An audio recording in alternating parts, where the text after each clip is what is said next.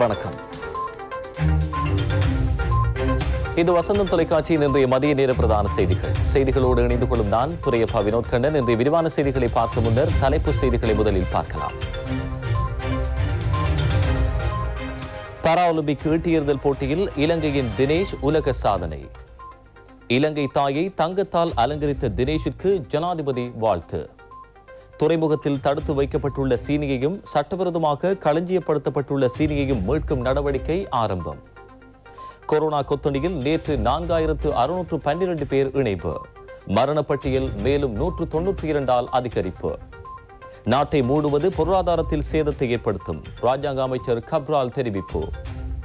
ஐடா சூறாவளி அமெரிக்காவின் நியூ ஓர்லின்ஸ் நகரை இருளில் மூழ்க செய்தது. இலங்கை தாயை இன்று முதலாவது பாரா ஒலிம்பிக் தங்கப் பதக்கத்தாலும் உலக சாதனையாலும் இலங்கை மகன் ஒருவர் அலங்கரித்தார். 2020 டோக்கியோ பாரா ஒலிம்பிக் போட்டிகளில் ஈட்டியெறிதல் போட்டியில் தினேஷ் பிரியாந்த ஹேரத் உலக சாதனையுடன் இலங்கைக்கு தங்கப் பதக்கம் வென்று கொடுத்தார். இன்று காலை ஆண்களுக்கான ஈட்டியெறிதல் போட்டி ஆரம்பமானது.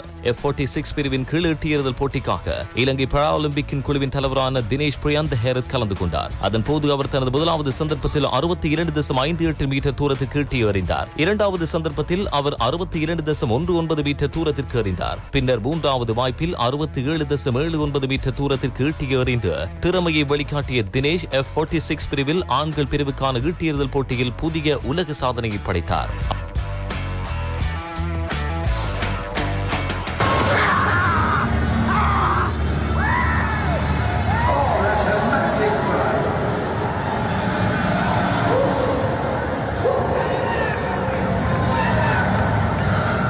அவர் இன்று புதுப்பித்த உலக சாதனையானது 2016 ரியோ பாராலிம்பிக் போட்டியில் இந்திய வீரர் தேவேந்திர வைத்திருந்த சாதனையாகும். இதற்கு முன்னர் 2016 ரியோ பாராலிம்பிக் போட்டியில் 63.97 மீட்டர் தூரம் ஈட்டி எறியப்பட்டமையே உலக சாதனையாகியிருந்தது. அந்த பாராலிம்பிக் போட்டியில் தினேஷ் பிரியந்தவுக்கு வெண்கல பதக்கம் கிடைத்தது. இம்முறையும் இந்திய வீரர் தேவேந்திர கலந்து கொண்டாலும் அவரையும் பின்தள்ளி இலங்கை வீரர் தினேஷ் பிரியந்த இந்த சாதனையை படைத்தமை விசேட அம்சமாகும். அதற்கமைய இன்று இடம்பெற்ற போட்டியில் 67.79 மீட்டர் ஈட்டியை எறிந்து சாதனை படைத்த தினேஷ் தங்க பதக்கத்தை வென்றார். இலங்கை வரலாற்றில் இலங்கை வென்றெடுத்த முதலாவது பாராலிம்பிக் தங்கப் பதக்கம் இதுவென்பது விசேட அம்சமாகும். தினேஷ் பிரியாந்த ஹேரத் அனுராதபுரம் பகுதியை சேர்ந்தவர் என்பதோடு 35 வயதானவர். அவர் இலங்கை ராணுவத்தில் பணிபுரிந்தவர். அதேபோல் தினேஷ் பிரியந்த இலங்கையின் இறுதிக்கட்ட மருதாபிமான பணியிலும் ஈடுபட்ட ராணுவ வீரர் என்பதும் விசேட அம்சமாகும். 2020 டோக்கியோ பாராலிம்பிக் போட்டியில் கலந்து கொள்வதற்கு முன்னர் தினேஷ் பிரியந்த ஊடகங்களுக்கு இவ்வாறு கருத்து வெளியிட்டார்.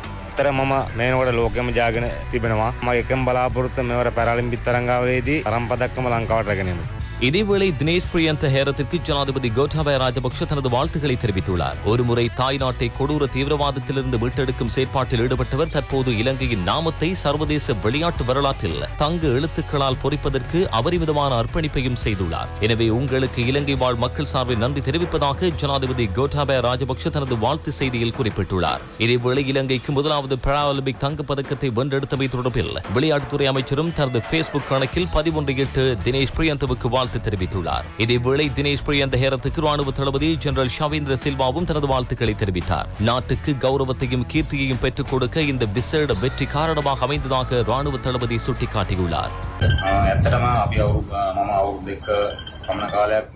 நான் கொரோனா வைரஸ் தொற்றுக்கு மத்தியிலும் விளையாட்டுத்துறை அமைச்சன் குடியிருப்பு தொகுதிகளிலிருந்து 2 வருடங்களாக பயிற்சிகளை மேற்கொண்டேன். இதற்கு வாய்ப்பளித்த விளையாட்டுத்துறை அமைச்சருக்கும் விளையாட்டுத்துறை சார்ந்த ஏனையோருக்கும் நன்றி தெரிவிக்கிறேன். என்னுடைய பயிற்சியாளருக்கும் நன்றியை தெரிவிக்கிறேன். சிறந்த பயிற்றுவிப்பின் கீழ் தங்கப் பதக்கத்தையும் உலக சாதனையும் என்னுடைய பெயரில் எழுதிக் கொண்டமைக்கு நான் அவர்களுக்கு நன்றி தெரிவிக்கிறேன். பாரா விளையாட்டு வீரர்களை சிறந்த மனநிலைக்கு கொண்டு வந்து எங்களை வெற்றி நோக்கி கொண்டு செல்ல தைரியம் வழங்கிய ஜப்பான் வரை எங்களை கொண்டு வந்த விளையாட்டுத்துறை அமைச்சருக்கு நன்றி தெரிவிப்பதோடு என்னுடைய கஜவா ராணுவ படைப்பிரிவிற்கும் மனைவிக்கும் இந்த தருணத்தில் நன்றி தெரிவிக்கிறேன். සියලුම නිලධාරීන් සහ එයා මගේ බිරිඳ ලොකු කැපීමක් කරා ලොකු සහායයක් දුන්නා. ඒ සියලු දෙනාටම කොහොමද ස්තුතියි.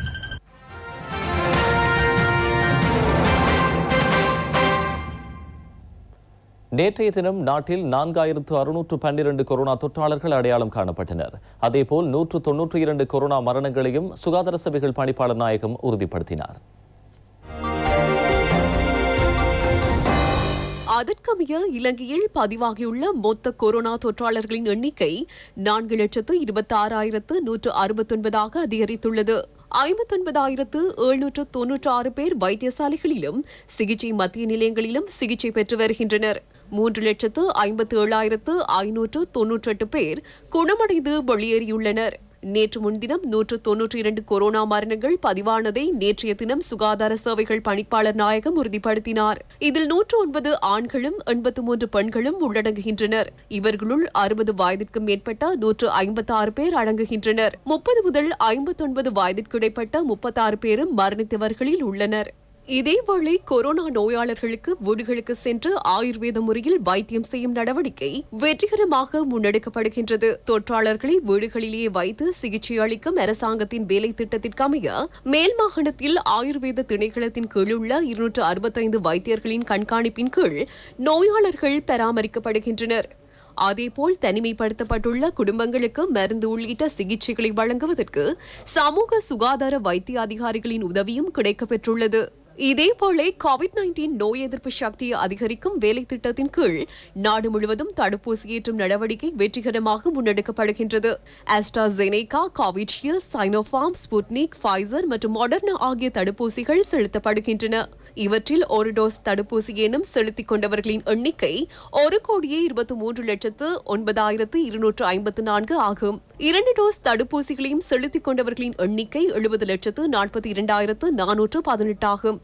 குறித்த தடுப்பூசி வேலை திட்டத்தை மேலும் வெற்றிகரமாக முன்னெடுத்து செல்வதற்கு 1,50,000 ஃபைசர் தடுப்பூசி இன்று அதிகாலை நாட்டுக்கு கொண்டுவரப்பட்டது. கட்டார் விமான சேவைக்கு சொந்தமான விமானத்தில் இன்று அதிகாலை 2:15 மணியளவில் அவை கட்டுநாயக்க விமான நிலையத்திற்கு கொண்டுவரப்பட்டன. தடுப்பூசி தொகை நாராயண்பீட்டா இரத்த பரிமாற்ற நிலையத்தில் விசேட அதிகுளிரூட்டியில் களஞ்சியப்படுத்தப்பட்டுள்ளன. கூடிய விரைவில் மக்களை தடுப்பூசி ஏற்றுக்கொள்ளுமாறு ராணுவ தளபதி ஜெனரல் ஷவேந்திர சில்வா கோரிக்கை விடுத்துள்ளார். நாட்டின் சகல மாவட்டங்களிலும் தடுப்பூசி ஏற்றும் நடவடிக்கை இடம்பெறுகிறது. 30 வயதுக்கு மேற்பட்ட சகல இலங்கையர்களுக்கும் மிக விரைவில் 2 டோஸ் தடுப்பூசிகளையும் செலுத்த சுகாதாரத்துறையினர் முப்படையினர் தீவிர நடவடிக்கைகளை முன்னெடுக்கிறார்கள். தற்போது தனிமைப்படுத்தல் ஊரடங்கு சட்டம் அமல்படுத்தப்பட்டுள்ள காலப்பகுதியில் உங்களுடைய கிராம சேவகர் பிரிவில் உள்ள தடுப்பூசி ஏற்றும் மத்திய நிலையத்துக்கு சென்று தடுப்பூசி ஏற்றுக் கொள்ளுமாறு மக்களிடம் கேட்டுக்கொள்கிறேன். கொரோனா வைரஸ் தொற்றுக்கு மத்தியில் அவசர அத்தியாவசிய வழக்குகளை மாத்திரம் நீதிமன்றில் விசாரணைக்கு எடுத்துக்கொள்ள உச்சநீதிமன்றம் எடுத்த தீர்மானம் எதிர்வரும் 3ஆம் தேதி வரை நீடிக்கப்பட்டுள்ளதாக உச்சநீதிமன்ற பதிவாளர் பிரதீப் மகாமுத்துகள தெரிவித்தார். ராணுவத்தின் தலையீட்டில் தடுப்பூசி ஏற்றும் வேலை திட்டம் இன்றைய தினமும் இடம்பெறுகின்றது. விகார மகாதேவி பூங்கா வளாகத்தில் தடுப்பூசி ஏற்றும் நடவடிக்கை இடம்பெறுகின்றது. வேரஹெர இலங்கை ராணுவத்தின் 1வது வைத்திய படைப்பிரிவு வளாகத்திலும் இன்று தடுப்பூசி ஏற்றப்படுகின்றது. சைனோஃபார்ம் தடுப்பூசி ஏற்றிக் கொள்வதற்காக அநேகர் இங்கு வருகை தந்துள்ளதை காணக்கூடியதாக இருந்தது. மட்டக்களப்பு மாவட்டத்தில் 60 வயதிற்கு மேற்பட்டோருக்கு கொரோனா ஒழிப்பு தடுப்பூசி ஏற்றும் நடவடிக்கை ராணுவத்தின் தலைமையில் முன்னெடுக்கப்படுகின்றது. அதற்கமைய மண்முனைப்பற்று, ஆரியம்பதி, புதுக்குடியிருப்பு, கிரான்குளம், தாளங்குடா மற்றும் பாலமுனை ஆகிய பகுதிகளில் தடுப்பூசி ஏற்றப்படுகின்றது. ஹேட்டன், கொட்டகல, ட்ரேட்டன் 475வது கிராம சேவகர் பிரிவில் வசிக்கும் 30 வயதிற்கு மேற்பட்ட 1500 பேருக்கு சைனோஃபார்ம் தடுப்பூசியின் 2வது டோஸ் செலுத்தும் நடவடிக்கை கொட்டகல, ட்ரேட்டன் தமிழ் மகா வித்தியாலயத்தில் முன்னெடுக்கப்படுகின்றது. இதேவேளை அம்பகமுவா பொது சுகாதார வைத்திய அதிகாரி பிரிவிற்குட்பட்ட வட்டவளை மற்றும் குயில்வத்தை கிராம சேவகர் பிரிவுகளில் வசிக்கும் 30 வயதிற்கு மேற்பட்டவர்களுக்கு 2வது டோஸ் தடுப்பூசி ஏற்றும் நடவடிக்கை இன்று குயில்வத்த தமிழ் வித்தியாலயத்தில் இடம்பெற்றது. இங்கு 1165 பேருக்கு தடுப்பூசி ஏற்றப்பட்டது. நாட்டை தொடர்ந்து மூடி வைப்பது இலங்கை பொருளாதாரத்திற்கு தாக்குப்பிடிக்க முடியாத நிலையை உருவாக்கும் என ராஜாங்க அமைச்சர் அஜித் நிவாட் கப்ரால் தெரிவித்துள்ளார். ட்விட்டர் பதிவொன்றை இட்டுள்ள அவர் இவ்வாறு நாட்டை மூடி வைப்பதன் காரணத்தினால் நாட்டு மக்கள் தொகையில் சரிபாதி அளவினர் பாரிய துன்பங்களுக்கு முகம் கொடுத்துள்ளதாக குறிப்பிட்டுள்ளார். நாட்டின் சிறிய மற்றும் மத்தியதர வர்த்தக துறைக்கு இந்த நிலைமை பாரிய அழுத்தத்தை ஏற்படுத்தியுள்ளதாக அஜித் நிவாட் கப்ரால் சுட்டிக்காட்டியுள்ளார். பல நாட்களாக நாம் நாட்டை மூடியுள்ளோம். இதனால் நாட்டின் பொருளாதார வளர்ச்சி வேகம் குறைபடையும், மொத்த தேசிய உற்பத்தி குறைபடையும். அது பாரிய அளவில் ஏற்படும் பாதிப்பாகும். அதனையும் தவிர சிறு அளவில் பாதிக்கப்பட பாதிக்கப்படுகின்ற 45 லட்சம் பேர் இருக்கிறார்கள். அந்த பக்கம் நாம் பார்க்க வேண்டும். அவர்கள் பாதிக்கப்படக்கூடாது என்றால் அவர்களின் செயற்பாடுகளுக்கு அனுமதி வழங்க வேண்டும். சமூகம் என்ற அடிப்படையில் நாம் சுகாதாரத்துறைக்கு பணிபுரிய இடம் வழங்கியுள்ளோம். போக்குவரத்துகளையும் சில கட்டுப்பாடுகளின் கீழ் முன்னெடுக்க வாய்ப்பளித்துள்ளோம். தொடர்பாடல், மின்சாரத்துறை, நீர் விநியோகத்துறை ஆகியவை செயற்படுகின்றன. அவற்றையெல்லாம் செயற்பட வைத்துவிட்டு நாம் வீட்டுக்குள் இருக்கிறோம். அதனால் ஏனையோருக்கும் தொழில் செய்ய ஏன் வாய்ப்பளிக்க கூடாது?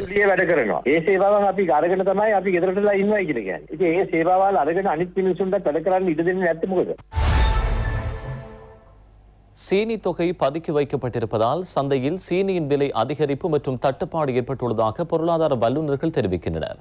சீனிக்கான இறக்குமதி வரி 25% குறைக்கப்பட்ட நிலையில் சீனியின் விலை அதிகரிப்பை அனுமதிக்க முடியாதென அவர்கள் தெரிவிக்கின்றனர். தற்போது சீனி 1 கிலோகிராமின் மொத்த விலை 220 ரூபாய் வரை அதிகரித்துள்ளது. இறக்குமதி செய்யப்படும் சீனி 1 கிலோகிராமுக்கு விதிக்கப்பட்டிருந்த 50 ரூபாய் வரை கடந்த அக்டோபர் 13ஆம் தேதியன்று 25% அரசாங்கத்தினால் குறைக்கப்பட்டது. அப்போது நாட்டில் 1 கிலோகிராம் சீனியின் விலை 100 முதல் 105 ரூபாய் வரை காணப்பட்டது. எனினும் கடந்த சில வாரங்களாக சீனியின் விலை வேகமாக உயர்வடைந்தது. அதற்கமைய 1 கிலோகிராம் சீனி 220 முதல் 250 ரூபாய் வரை விற்பனை செய்யப்பட்டது.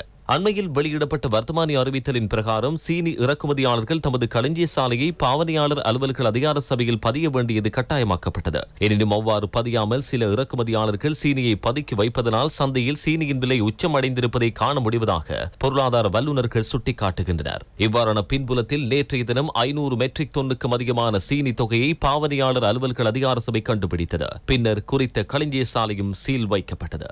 இதேவேளை சுமார் 600க்கும் அதிகமான சீனி கொள்கலன்கள் நீண்ட காலமாக கொழும்பு துறைமுகத்தில் தேங்கியிருப்பதாக சீனி இறக்குமதியாளர்கள் தெரிவிக்கின்றனர். அதில் உள்ள சீனியின் அளவு 12,000 மெட்ரிக் டன் என தெரிவிக்கப்படுகிறது. இது தொடர்பில் கருத்து வெளியிட்ட அமைச்சர் ரோஹித் அபே குணவர்தன இவ்வாறு தடுத்து வைக்கப்பட்டுள்ள சீனி தொகை சத்தோச ஊடாக விற்பனை செய்யப்பட உள்ளதாக குறிப்பிட்டுள்ளார். சத்தோச மற்றும் கூட்டுறவு விற்பனை நிலையங்களூடாக எதிர்வரும் புதன்கிழமை முதல் 1 கிலோகிராம் சீனியை 130 ரூபாவுக்கு பெற்றுக் கொள்ள முடியும் என ராஜாங்க அமைச்சர் லசந்த அழகியவண்ண நேற்று தெரிவித்துள்ளார்.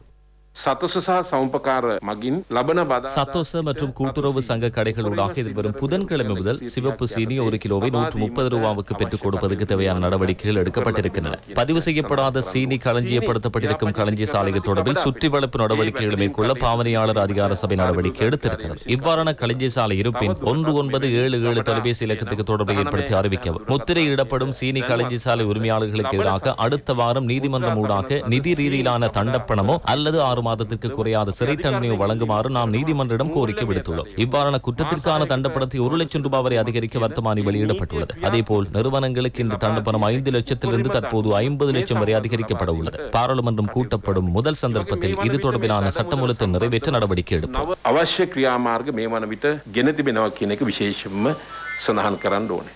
எனினும் இன்றைய தினம் முதல் சில சத்தோச மற்றும் கூட்டுறவு விற்பனை நிலையங்களில் சிவப்பு சீனி 1 கிலோகிராம் 130 ரூபாவுக்கு விற்பனை செய்யப்படுகின்றமையை காணக்கூடியதாக உள்ளது.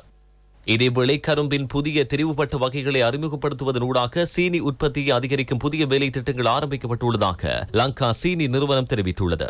அதன் நிறைவேற்று அதிகாரி காமினி ராசபுத்திர கருத்து வெளியிடுகையில் கரும்பு ஆராய்ச்சி நிறுவனத்தோடு கலந்துரையாடி இந்த வேலை திட்டம் ஆரம்பிக்கப்பட்டதாக குறிப்பிட்டார். கரும்பின் பருமனை அதிகரித்து சீனி தயாரிப்பை 2 மடங்காக்குவது இதன் நோக்கமாகும். இலங்கையின் சீனி தேவையில் 110% லங்கா சீனி நிறுவனம் பூர்த்தி செய்கிறது. சவனகல மற்றும் பெல்வத்த சீனி நிறுவனங்களூடாக இவை தயாரிக்கப்படுகின்றன. எஞ்சிய 190% சீனி தேவை வெளிநாட்டு இறக்குமதி ஊடாக பூர்த்தி செய்யப்படுகிறது. பிரேசில், இந்தியா, பாகிஸ்தான் ஆகிய நாடுகளிலிருந்து சீனி இறக்குமதி செய்யப்பட்டாலும் கொரோனா காரணமாக அந்நாடுகளின் உற்பத்தி அளவு வீழ்ச்சி அடைந்துள்ளது. தற்போது அநேகர் வீடுகளில் இருப்பதால் சீனி பயன்பாடு அதிகரித்துள்ளதாக லங்கா சீனி நிறுவனத்தின் நிறைவேற்று அதிகாரி காமினி ராசபுத்திர தெரிவித்துள்ளார்.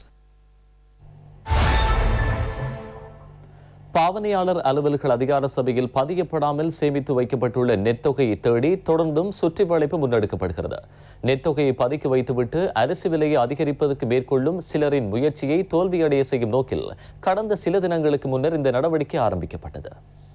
பொலன்னறுவை மாவட்டத்தில் சிறுபோக நெல் அறுவடை ஆரம்பமாகியுள்ளது. சில வர்த்தகர்கள் அரச நெற்களஞ்சிய சாலைகளுக்கு நெல்லை கொள்வனவு செய்ய முடியாத அளவுக்கு நெற்கொள்வனவில் ஈடுபட்டுள்ளதாக தெரிய வருகிறது. அரசாங்கம் வழங்கும் விலையை விட சற்று கூடிய விலையை வழங்கி இவ்வாறு நெல்லை கொள்வனவு செய்கிறவர்கள் அரிசி ஆலை உரிமையாளர்கள் அல்ல எனவும் அவர்கள் பாவனையாளர் அலுவல்கள் அதிகார சபையில் பதிவு செய்யப்படாதவர்கள் என்றும் தெரிய வந்துள்ளது. இவ்வாறு நெல் தொகையை கொள்வனவு செய்து களஞ்சியப்படுத்தப்பட்டுள்ள இடங்களை தேடி பாவனையாளர் அலுவல்கள் அதிகார சபை அதிகாரிகள் பொலன்னறுவை மாவட்டத்தின் பல இடங்களை சுற்றி சுற்றி வளைத்தனர். அதற்கமைய 5 லட்சம் கிலோகிராம் நெல் மறைத்து வைக்கப்பட்டிருந்த நிலையில் கைப்பற்றப்பட்டதோடு களஞ்சிய சாலைகளுக்கும் சீல் வைக்கப்பட்டன. மேலும் 3 களஞ்சிய சாலை உரிமையாளர்களுக்கு எதிராக வழக்கு தொடரப்பட்டது. இவ்வாறு நெல் தொகையை கொள்வனவு செய்து மறைத்து வைப்பதை தவிர்க்குமாறும், சுற்றி வளைப்பில் கண்டுபிடிக்கப்படுகின்ற நெற் தொகை அரசுடைமையாக்கப்படும் எனவும் பாவனையாளர் அலுவல்கள் அதிகார சபை அதிகாரிகள் தெரிவித்துள்ளனர். தற்போது நாட்டில் சேதன பசலை தொடர்பாக அதிகம் பேசப்படும் நிலையில் இன்றைக்கு 9 வருடங்களுக்கு முன்பிருந்தே சேதன பசலை தயாரிப்பில் ஈடுபட்டு வரும் ஒருவர் தொடர்பில் பண்டாரவளை பகுதியிலிருந்து எமக்கு தகவல் கிடைத்தது. அவர் ஓய்வு பெற்ற இயந்திரவியல் பொறியியலாளர் என்பது விசேட அம்சமாகும். பதுளை எல்ல தெமோதர கொட்டுவள பகுதியில் வெல்லச சேதன பாசலை விவசாய நிலத்தில் பல்வேறு பயிர்ச்செய்கைகள் முன்னெடுக்கப்படுகின்றன. கோப்பி, மஞ்சள், இஞ்சி, மிளகு ஆகிய சகல பயிர்களும் இங்கு பயிரிடப்பட்டுள்ளதோடு அதற்காக இங்கு சேதன பாசலை மாத்திரமே பயன்படுத்தப்படுகின்றமை விசேட அம்சமாகும். இந்த பயிர்களுக்கு தேவையான சேதன பாசலை தயாரிப்பு நடவடிக்கையும் இந்த விவசாய நிலத்திலேயே மேற்கொள்ளப்படுகின்றது. இயந்திரவியல் பொறியியலாளராக கடமையாற்றி கடந்த 2012ஆம் ஆண்டு ஓய்வு பெற்ற BM சுனில் பஸ்நாயக் என்பவரே இந்த நடவடிக்கையை முன்னெடுத்து வருகின்றார். இத்துடன் வசந்தம் தொலைக்காட்சியின் இன்றைய மதிய நேர பிரதான செய்திகள் நிறைவுக்கு வருகின்றன. எமது அடுத்த பிரதான செய்திகளை வழமை போல் இன்று இரவு 8 மணிக்கு எதிர்பாருங்கள். வணக்கம்.